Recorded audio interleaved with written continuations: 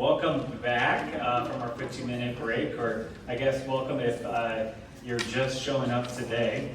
So again, a lot of the similar things are about to be said from the last forum, but on behalf of the Ankeny Area Chamber of Commerce and the Government Relations Committee, I would like to welcome everyone to tonight's School Board Candidate Forum.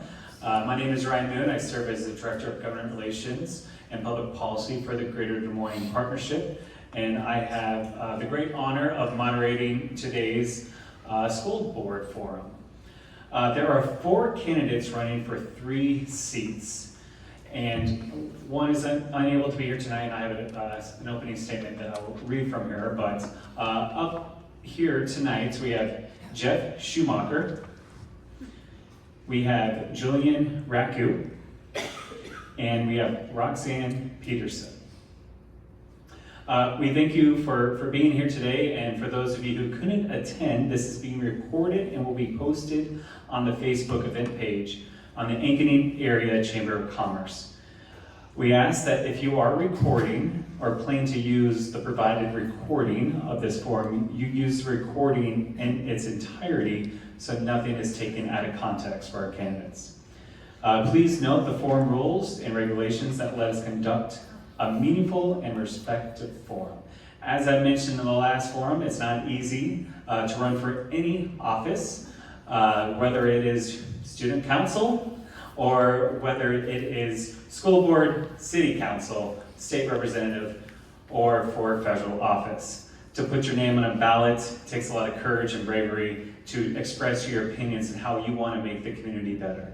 So what I ask everyone in the audience here tonight is just civility. Show some respect for each one of our candidates. And then the other thing I would mention, I know we love each of our candidates up here. You probably have some family members, friends, passionate supporters. We ask to keep your round of applause to the end so we can continue this great dialogue. Our forum tonight will carry the similar format of the City Council Forum. We'll have opening remarks from each candidate, which will be 90 seconds, and then questions from the Ankeny Area Chamber of Commerce membership, which will have 60 seconds for remarks. We have timekeepers up here. The green is a 1-minute warning, yellow is the 30 seconds, and of course the red is stop. If I see the red stop, I will slowly start to interrupt your conversation so we can conclude. As I mentioned earlier that one candidate was unable to attend tonight, so I do have remarks from her that I'll quickly read here before we turn it over for opening remarks tonight. So Joy Burke was unable to attend as she had prior travel plans. So Joy was offered to have her opening statement read, and it is as follows. Good evening, my name is Joy Burke. I am sorry I cannot be with you in person tonight, as I already had scheduled travel arrangements for fall break with my family. Ankeny Community School District has been a part of my story in every season of life. I grew up here, graduated from Ankeny High School, and after 5 years of teaching in Arizona, I returned home to teach at Ashland Ridge Elementary for another 5 years until I had my oldest daughter. Today, my husband Nate and I are proud to be raising our 4 children, ages 7 to 11, all enrolled in Ankeny schools. It has been an honor to serve on the Ankeny School Board for the past 4 years. When I first ran, I made a commitment to keep my students at the center of every decision, and that commitment has never wavered. In this role, I've helped set vision, policies, and budget that guide our district, while respecting the superintendent's responsibilities to manage the day-to-day operations. My approach has always been to listen first to parents, teachers, administrators, and our students. The best solutions come when all voices are heard. I'm proud of the progress we've made in expanding opportunities for students, strengthening our fiscal responsibility, and ensuring safe and supported schools. But our work isn't done. It is only the beginning. The next 4 years hold tremendous opportunities. If the GO bond passes in November, we can continue to grow and innovate in ways that prepare every student for success. As a community that values excellence, I will continue to bring an open mind, steady leadership, and a student-first focus to the board. Thank you for the trust you've placed in me in the past 4 years. I look forward to the opportunity to keep serving our students and families for the next 4. Okay. Now, we'll turn it over to the candidates here on stage, and to open us up with opening remarks, Roxanne Peterson, 90 seconds. Hello, thank you for being here this evening. You could be anywhere else, and you chose to be here, so I appreciate that. Just want to share a little bit about me. Obviously, I'm Roxanne Peterson. I've been in the social services industry for over 24 years. I've dedicated my career to serving children, vulnerable youth, as well as our youth that are in the juvenile justice system. And I also counseled children and families that were a part of the juvenile justice system as well. My earliest experience was in early education, and I enjoyed that very much. Worked at MICA, Mid-Iowa Community Action. I have 4 children, and I moved to Ankeny here 2 years ago, and I really love this community, and I look forward to being a school council candidate. Thank you, Roxanne. Julian? Good evening, ladies and gentlemen. My name is Julian Rake, and first and foremost, I do appreciate everybody who was able to come out tonight. I spent my entire life growing up here in Ankeny. My parents sent me through the school system, and it is such an incredible district. Truly, I can't say that enough. I really am here to give back to the community, to give a fresh perspective. I have the unique ability where I just graduated from Ankeny. I know what's going on inside the school systems, and I just want to give a fresh eye perspective that I can. Thank you again for coming tonight, guys. Thank you, Julian. Jeff? Good evening. I'll start by thanking the Ankeny Area Chamber of Commerce and the Government Relations Committee. This is really, truly one of the only forums I'm aware of that's allowing us to amplify our voices across our community. And so thank you all for that. So now you can start my time. Okay. I'm a retired administrator here in Ankeny. I'm out for about 3.5 years, but I was 28 years at Parkview Middle School. 6 of those years as the assistant principal, and then the remainder as principal. I've gone to school at Drake University. I went to the University of Iowa, and then on to Iowa State University, and I've been in districts large and small. We're here probably for the same reasons that you're here, which is the quality of our schools. And then based on the quality of our schools, the development of our community around our school district. And so the relationship between the school and the city, and the school district and city council has really made Ankeny a destination spot. I'm gonna jump in to say that I'm running for the school board because we have lots of opportunities in front of us. I won't get into them here in this question, but with opportunities, I bring my experience to help navigate the execution of our vision that includes the Innovation Hub and parts of the general obligation bond. And we also have some headwinds that are facing us. Maybe I can talk about that a little later, but thank you for the opportunity to visit. Thank you, Jeff. We're actually going to kick you off with the first question, and we'll work our way down. Jeff, what is your position on the proposed new $130 million bond issue? Critical for the future of our district. Developed in collaboration between our school district and our city and our business leaders. And they see that vision necessary to provide opportunities for kids that we can't provide for them now, but will help them make decisions about what they want to do in the future. So my position is strong. I support the general obligation bond. Every group I have a chance to talk to, make sure that we can discuss it, answer questions. Almost everybody sees the value that that brings for our students. Can I leave Ankeny High School and become a paramedic? Yes. Can I leave Ankeny High School and join the IBEW as a journeyman? Yes. Can I leave Ankeny High School and enter the healthcare field as a nurse? Yes. So there's so many opportunities that don't exist right now that will through the hub for our kids, and it will service a wide range of our students, both north and south. Thank you. Thank you, Jeff. Julian, same question. What is your position on the proposed new $130 million bond issue? I think that, like Jeff said, it is very critical for future generations. I support it immensely for our students. I think it gives another pathway outside of going to college. It'll enhance trades in our school district. It'll enhance automotives, construction, that different kind of aspects for students. Yes, of course, like Jeff said, you can get a degree in criminal justice, psychology, nursing, any of that. But having more resources for students is immense. And what the district is doing, proposing this, is incredible. Thank you, Julian. Thank you. Roxanne, what is your position on the proposed new $130 million bond issue? I echo what both candidates shared. I believe this is a positive move forward for the Ankeny School District. When I think about success in children, I think that there's all different pathways to success. And each child, I think, needs the opportunity to be able to define what that is for them.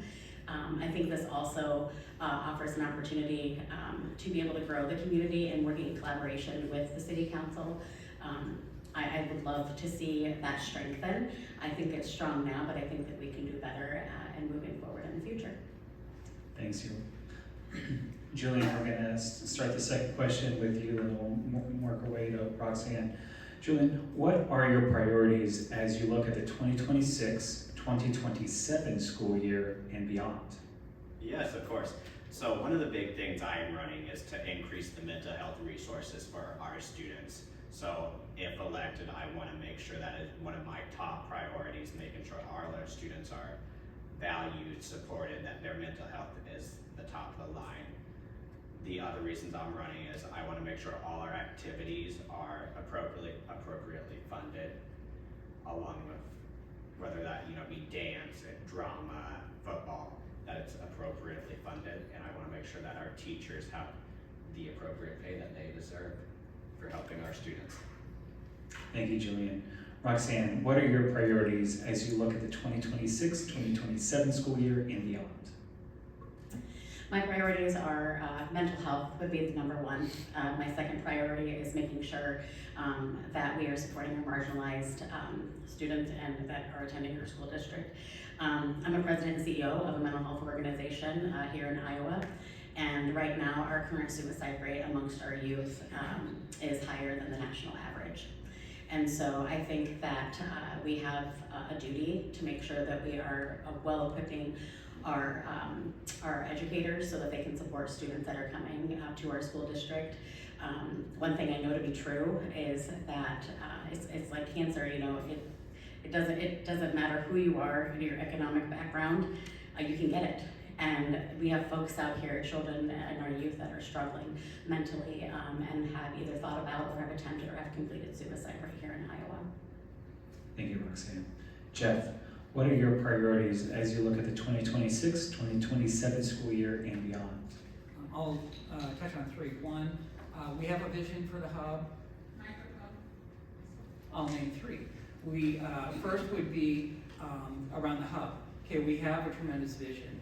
Assuming and believing this will pass on November 4th, the real work begins with preparing to implement the hub. So I would be intensely focused on how we get from concept to design to implementation. And that includes collaborating with staff and the people who are actually implementing that work. Second, I touched on it here, collaboration. We have a lot of people in our community that sometimes just now are hearing for the first time the hub. That's not for lack of effort by our district to get the word out. So up to the day that we pass the referendum, and then every day beyond, we need to be communicating with our community what's happening, how is this going to benefit kids, and with our staff, what is their role in actively participating in aspects of the hub. And I'll save safety for later. Thank you, Jeff. Roxanne, we're going to start this third question and move our way to Jeff and then to Julian. Roxanne, how should the school balance their budget when costs are potentially higher than the state allocation? Tough and great question. I think we just continue to look at where we are continue to look at unique avenues that we can move forward, continue to have conversations, and just collaborate and work together as a school board. Thank you, Roxanne. Jeff, how should the school balance their budget when costs are potentially higher than the state allocation? Well, there's only one way we can address that question. We can't outsource teaching offshore, right, to save costs. We can't put a wall around our school district and say nobody else can move in. So what we can do, and the only thing that the legislature gives us the ability to do to control costs, is to reflect that in the revenue we generate through local property taxes. So the tax rate is the only legislative authority we have to help support funding all the work that we want to do and the teachers that we have in our district. And I would go back to say safety is another priority of mine, because no good learning can occur if our students do not feel safe in classrooms and our staff aren't supported in the work that they do with kids in their classrooms. So that would be my third priority. Thank you, Jeff. Julian, how should the school balance their budget when costs are potentially higher than the state allocation? The big thing to start is making sure that we do not eliminate things that students need, making sure that the teachers have their resources to educate our students. That is a discussion that needs to be held at the board level, whether that be the board can advocate for more funding from state legislators, all that kind of stuff, but making sure, like Jeff and Roxanne said, that we don't take that funding away from the students and teachers. Perfect. Thank you. Jeff, we're going to start the next question with you. Who should determine curriculum content? Well, ultimately, it's our school board. I think we're losing control of that ability to make decisions about what we want to learn, what we want our kids to learn, how we're going to assess them, what instructional strategies we can bring to bear. And part of that is because although it's forever been a local control issue, and I strongly advocate that we as a school board retain every ounce of local control we have about the decisions we make with respect to budget, curriculum, instruction, assessment, and safety. I think that's a local control decision. The challenge is that the state is asking or requiring us to infuse into our curriculum things that maybe aren't necessarily priorities for our school district. So we will do that. We'll follow the state legislation. That's what we're going to do.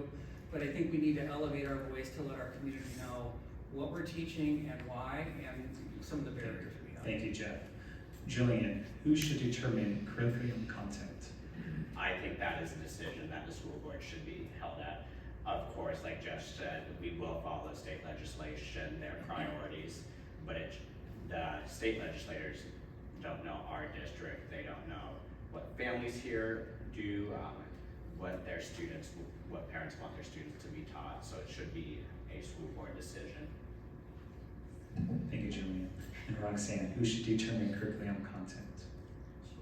Yeah, I completely agree. It's definitely needs to be the school board that is making those decisions. And I think the only way that we can continue to make sure that continues to happen is to make sure we are going to our local state legislators and congressmen and educating them on what we need and what we know best in our schools and what works best. And I agree that they don't know our district, and so it would be our job as the board, as well as community members, to be able to go down to the state level and make sure that you are there on the days that you can talk to legislators, make appointments with them, have coffee with them, so we can just continue to strongly educate what's going on in our school district. Thank you. Julian, what are your thoughts on private school vouchers, and what can the school board do to minimize student transfers? I think that private vouchers should not take money away from public schools. Public schools are already underfunded as it is, whether that be state legislators are taking money from districts that are smaller. Some districts, have to merge together. So I do not think that private vouchers are a good thing. I do think that if it were to come from somewhere else, not from the public school systems, it would be great for some students. Thanks, Julian. Roxanne, what are your thoughts on private school vouchers and what can the school board do to minimize student transfers? Well, I think one thing that we're doing already is that we have a high success rate and graduation rates, and I believe that's 94%. I believe public dollars need to stay with public school systems. One of my biggest concerns with the vouchers is being a mom of a child that utilized a 504 plan all through junior high and elementary, elementary, junior high, and high school, and even followed her into college. There's no oversight for that. There's no regulation in those private schools, and so I'll go back to my stance of that public dollars need to remain in public school systems. Thank you. Jeff, what are your thoughts on private school vouchers and what can the school board do to minimize student transfers? I'll start by saying I support private schools and parochial schools and their right to provide options for kids. Where our company is in the use of public funds to support private endeavor. So public schools are accountable for every nickel that we spend, from transportation to special education to general education to athletics and activities.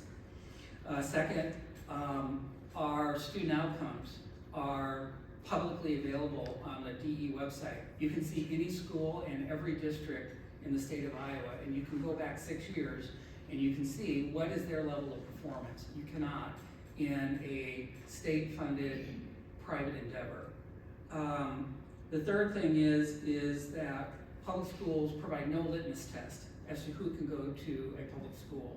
We take everybody, and we take everybody with open arms. And we're well prepared to support learning for every student. I don't believe that's true Thank you, Jeff. otherwise. Okay, Roxanne, how do we maintain Ankeny schools as one of the top districts in the state? I think we do that by growing. Our councilman said earlier, the need for growth. I think that we have an opportunity to grow with them. And the more we grow, the more that we will attract families and children into our community. And I apologize, I think I just lost my train of thought answering that question. You're fine. Now I just lost my train of thought. Who's next? Jeff, I think you're next. How do we maintain Ankeny schools as one of the top districts in the state? So we maintain our district status by continuing to grow our district forward in opportunities for kids. That's what we're all about. And so, sometimes the grass is always greener somewhere else. I get the need for competition. We're in a whole new environment. And so as long as the playing field is level, we'll outperform any school, and we have the data to show it, and the most recent data just reinforces that. 2 of the highest performing high schools in the state of Iowa, 2 of the most highest performing middle schools in the state of Iowa, 4 of the most highest performing elementary schools in the state of Iowa. So what's happening is that our population coming into Ankeny schools is diminishing. So we're going from 300 plus or minus students per year now for the next 5 years, about 65 students per year. So I think I'm getting kind of far afield, but what we build will attract students to come back to our school. Thank you, Jeff. And Julian, how do we maintain Ankeny schools as one of the top districts in the state? That is a very great question. The big thing is growth. Understanding that the city needs to grow, bring in new families. We want to make sure that Ankeny is the town that everybody wants to come to, and having more diverse options for students, which, as I stated before, the GO Fund would be for our students. That diversity. Perfect, thank you, Julian. Jeff, what are the strengths and weaknesses of the Ankeny School District? Strengths, number 1, our staff. we hire the best staff and we support them in their work, growing as professionals and doing their best work with kids in the classroom. That's where all the magic happens. Everything else is wonderful. But, so strength number one is our staff. I think strength number two is our community support of our school districts. As our school district built our community, more people moved to our community and then supported our schools. That's a huge strength, and that's a positive relationship that we need to continue to foster and support. And I heard that from our city council candidates tonight, and I would want you to hear that from your school board candidates tonight. And I think the third thing is our relationship with the city. So that relationship with the city has netted huge positive results for our school district. One, we have school resources. Thank you, Jeff. We'll have closing remarks, shall we? Jillian, what are the strengths and weaknesses of the Ankeny School District? I think one of our biggest strengths is the support we receive from our community, making sure that we hire the best staff possible, our teachers, administrators. Our community is so involved in our school district, which is incredible, making sure that they understand what goes on within the school district, which really helps us to give back to our students, staff, and everybody in between. I don't think that Ankeny has any big weaknesses. I do think, like any district, we can improve in some aspects, whether that be safety, AI technology. The world is ever evolving, so it is hard to keep up with everything, but the district does such an amazing job of doing that. Thank you, Jillian. And Roxanne, what are the strengths and weaknesses of the Ankeny School District? I echo what both these men stated. Coming from a rural community, and I look at Ankeny, we do such great things here for our youth, and what I've witnessed, like attending football games and just watching the community come together. I'm the new kid in town, so I'm still learning a lot about Ankeny.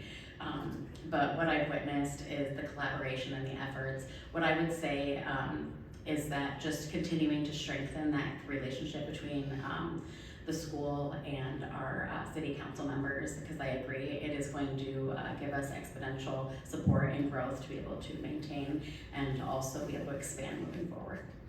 Great. That was all the questions from the Ankeny members, but I have a question. So, you guys ready? I'm gonna start with Roxanne, make your way down before closing remarks. All right, Roxanne, November 4th is voting day. What is your voting plan? Do you have a tradition? Do you go with your family? Do you like to go early voting? Listen, I'm a girl. I will arrive right on time. So if, let's say, voting started at 6 o'clock, I'm gonna be there at 5:59. All right, Julian.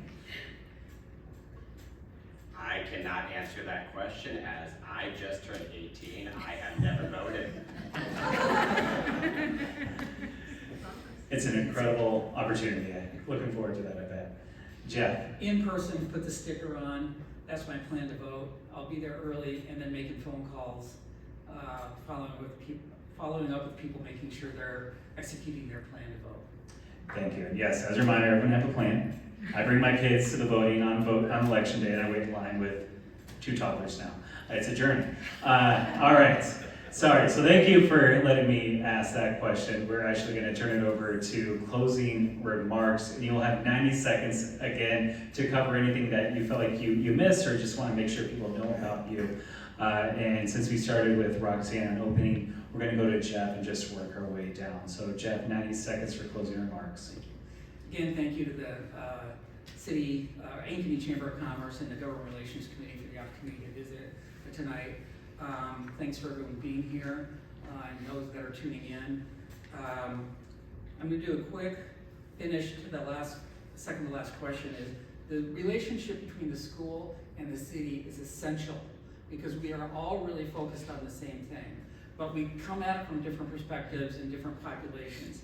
So the way that the city has really benefited our school district is providing SROs to all of our secondary buildings. They provide safe roads, and I know sometimes that frustrates us because that means they tear up a road in front of a school, but it's safe when they're done, oftentimes being widened. Our sidewalks are safe, and they provide crossing guards for our little ones getting to and from school. That's just an example of the relationship that we have. So in closing, I would say we're all here for the same reasons. We're here because we love our city. We're here because we love our school district. And I would just remind that many, many, many years ago, it was our school district that drove people moving to Ankeny because they could work anywhere in the Des Moines metro area, and they chose Ankeny. And it's our job as a school board, and I think our current school board has done a phenomenal job to keep our schools relevant, vibrant, and full of opportunities for students. And I thank our current school board and administration and our staff for their efforts. Thank you. Thank you, Jeff. Julian. I would like to thank everybody for coming out tonight, whether you are here in person or you're tuning in. Thank you to the Ankeny Chamber for hosting this event. Truly, it is such an incredible time for us candidates and the public to hear our side, our voices. Many people would not do this, so you guys doing that is an amazing thing, so thank you for that. And I just want to say thank everybody who's going to support Roxanne, Joy, Jeff, or me. Just thank you so much, everybody. Thank you, Julian and Roxanne. What my last closing remarks would be, I wanted to share with you. So as I stated, I have been doing substance abuse and mental health for 24 years, and so I come with a wealth of knowledge and experience. I also serve on the Iowa Integrated Health and Advisory Council in conjunction with HHS. And I also serve on a statewide peer support committee. We discuss the various topics, and I also serve on, this is a really long acronym, but it's the NCMHR committee, which is nationwide. I spend a lot of time with our state legislators and our congressmen. I also spend time in Washington, D.C., talking to our federal legislature as well. And so what I will be doing is I will be taking, not only advocating for mental health, of course, because that's what I do in my current position as president and CEO, but I will be adding the education piece into that. And so I bring that to the table when it comes to information I can bring back to our board, school board. Thank you. Awesome. Well, thank you again each for running and for being up here tonight. If the audience can please give a nice round of applause.